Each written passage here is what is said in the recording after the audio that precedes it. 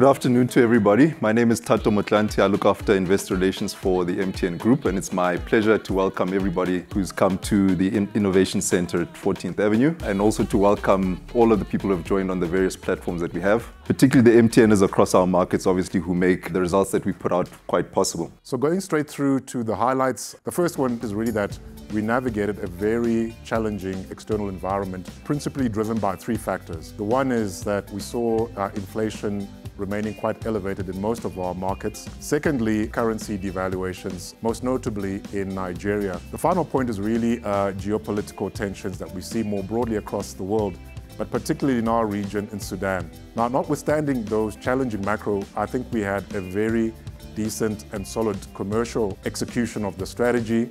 We saw very healthy usage growth.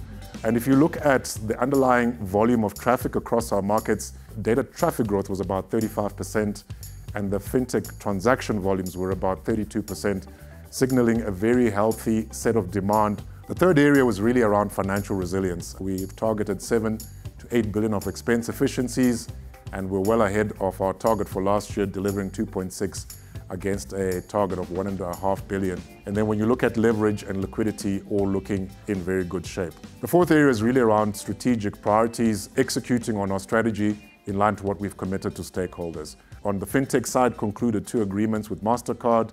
On the fiber side, we're beginning to push ahead with the structural separation. We are working on the East to West with Africa 50. And the final point is really around portfolio optimization. We have now exited Afghanistan. We announced our Middle East exit in 2020. Moving on to the markets business, the other third of the company, very pleasing results we're seeing in both the SIA and WECA regions. And you see that SIA's contribution of fintech service revenue to total is about 28%, showing what the potential is over the medium term. So if I can move on to the details of our results, starting with the salient points on our group income statement, you'll notice that we delivered a service revenue growth in constant currency at 13.5%, which was in line with our medium-term guidance. We were able to deliver service revenue growth if we exclude the impacts of Sudan at 14%.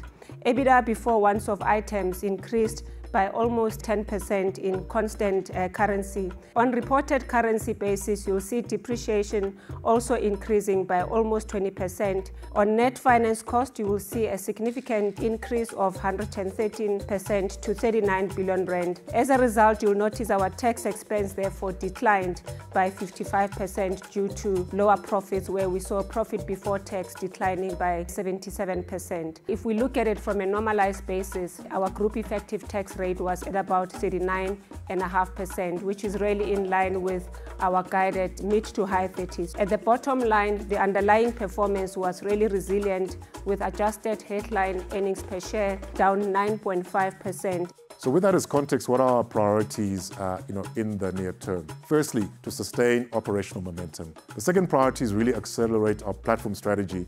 The third area is really around capital and expense efficiencies. And then on balance sheet, the focus of this year really is to restore both the earnings profile and the balance sheet strength. And we have to manage our debt profile. So the medium-term guidance has been maintained pretty much as is. We've just changed one KPI, which is really around fintech.